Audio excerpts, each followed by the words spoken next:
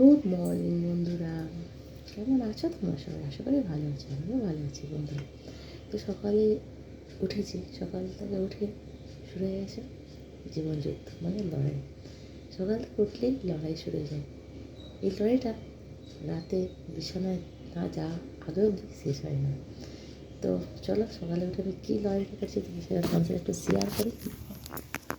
উঠে দেখো আটা লাগাচ্ছে, চলি শাক কেটেছে। এটা তোমরা কী শাক বলো জানি না, এখানে তো চলি শাক বলে।